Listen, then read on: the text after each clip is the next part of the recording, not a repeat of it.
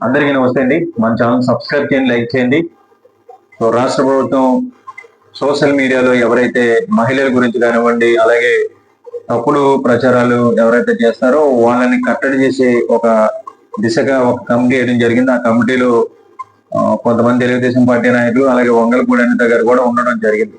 అయితే మొన్న ఏదైతే విజయ్ కేసరి రెడ్డి అనే అబ్బాయి హ్యాండిల్ రన్ చేస్తా ఉన్నాడు, రెడ్డి తీసేసి విజయ్ కేసరి రెడ్డి పెట్టుకున్నాడని చెప్పేసి వంగలపూడి అనిత గారు ఏ విషయాలు లేనట్టుగా అసెంబ్లీలో అతని గురించి ప్రస్తావించడం, ఇంకొక వ్యక్తి గురించి కూడా మాట్లాడడం జరిగింది. సో ఆ రోజే మనకు అనిపించింది మొత్తం మీద ఈ సోషల్ మీడియాని ఏదో ఒక విధంగా కంట్రోల్ చేయాలని చెప్పేసి చూస్తా ఉన్నారని మనకు అర్థమైంది.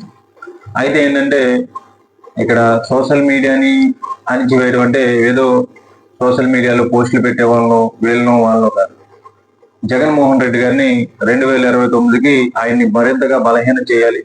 సో ఏంటంటే ఎవరైతే సోషల్ మీడియాలో ఎవరైతే బలంగా పనిచేస్తారో, ఎవరైతే బలంగా మాట్లాడతారో, పైనుంచి కింద స్థాయి వరకు, రాష్ట్ర స్థాయి నుంచి గ్రామ స్థాయి వరకు ఎవరైతే బలంగా పార్టీ కోసం కష్టపడతారో వాళ్ళని సోషల్ మీడియా అడ్డు పెట్టుకుని వాళ్ళకున్నటువంటి అధికారులతో గొంతు నొక్కే ప్రయత్నం అయితేనే జరుగుతూ ఉంది. సో ఏంటంటే వీళ్ళు ఒక జీవోని తీసుకురావడం జరిగింది.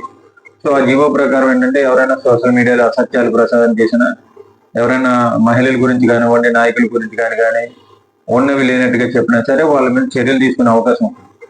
అయితే ఇక్కడ ఇది కేవలం వైఎస్ఆర్ కాంగ్రెస్ పార్టీ వాళ్ళకి పరిమితం అవుతుందా, లేకపోతే జనసేన, టీడీపీ, అలాగే బీజేపీ వాళ్ళకి కూడా పరిమితం అవుతుంది చూడగలగాలి. ఎందుకంటే డైలీగా సీమరాజు కానివ్వండి, కిర్రా కార్పి కానివ్వండి, ఇంకా చాలా మంది వాళ్ళ ఇష్టానుసారంగా మహిళల గురించి, జగన్మోహన్ రెడ్డి గారి గురించి,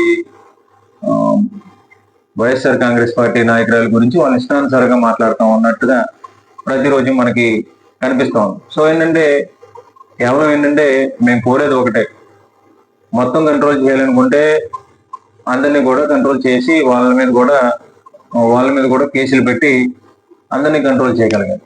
సో కేవలం ఏంటంటే వైఎస్ఆర్ కాంగ్రెస్ పార్టీ నాయకుల్ని, కార్యకర్తల్ని వీళ్ళని మాత్రం కంట్రోల్ చేస్తే మీరు భయపడి ఇవన్నీ చేస్తున్నట్టుగానే కనబడుతుంది ప్రజలకి. అయితే ఏంటంటే ఇవన్నిటికీ కారణం ఏంటంటే జగన్మోహన్ రెడ్డి అనే వ్యక్తిని బలహీనం చేయడం మాత్రమే. ఏంటంటే ఆయనకి సరైనటువంటి మీడియా బలం లేదు, ఆయనకి ప్రజలే బలంగా ఆయనకి వెనకాల నిలుస్తూ ఉన్నారు. సోషల్ మీడియా అనే ఆయుధం ఆయన వెనకాల ఉన్నంతసేపు మనం ఎవరు ఏం చేయలేమని చెప్పేసి వీళ్ళు కూడా భావించినట్టుగానే కనపడుతోంది. సో ఏదో ఒక విధంగా సోషల్ మీడియాలో ఉన్నటువంటి సోషల్ మీడియా ఇష్యూల్ని మనం అరెస్ట్ చేయగలగాలి.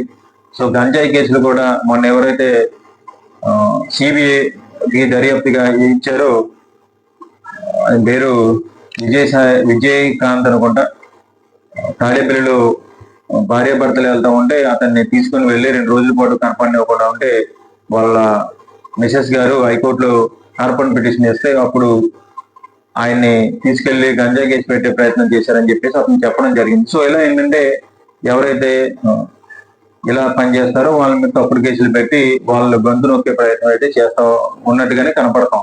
అయితే ఏంటంటే ఇక్కడ ఎవరైతే గట్టిగా మాట్లాడి వాళ్ళు ఏదో చేసుకుంటా ఉన్నారో, వాళ్ళు ఏదో వైఎస్ఆర్ కాంగ్రెస్ పార్టీకి అండగా ఉన్నారో వాళ్ళని ఎప్పుడైతే మీరు గొంతు నొక్కాలి, లేకపోతే వాళ్ళని ఇబ్బంది పెట్టే ప్రయత్నం చేస్తే ఖచ్చితంగా అంతకు 10 ఇంతకాలు పైకి లేసి ఒక గోడకు కొట్టినటువంటి బంతి ఎంత వేగంగా అయితే వస్తుందో అంత వేగంగా వాళ్ళందరూ కూడా ఆ పార్టీకి అంత బలంగా నిలబడతారని మనకు అర్థమవుతుంది. ఎందుకంటే మొన్న ఏదైతే జరిగిందో అతని మీద గంజాయి కేసు పెట్టడం జరిగింది. సో ఏపీ హైకోర్టు అయితే అది సిబిఐకి ఇవ్వడం జరిగింది ఆ కేసు.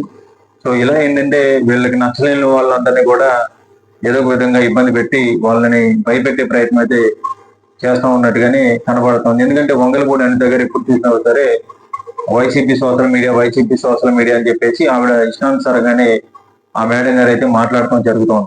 సో ఏదో ఒక విధంగా జగన్మోహన్ రెడ్డి గారి వెనకాల ఉన్నటువంటి సోషల్ మీడియాని అడ్డుకోవాలంటే మనం ఏదో ఒక ప్రయత్నం చేయాలని చెప్పేసి నారా లోకేష్ గారి ఒక ఆదేశాల మేరకి సోషల్ మీడియాని రంగంలోకి నింపినట్టుగా కనిపిస్తాం.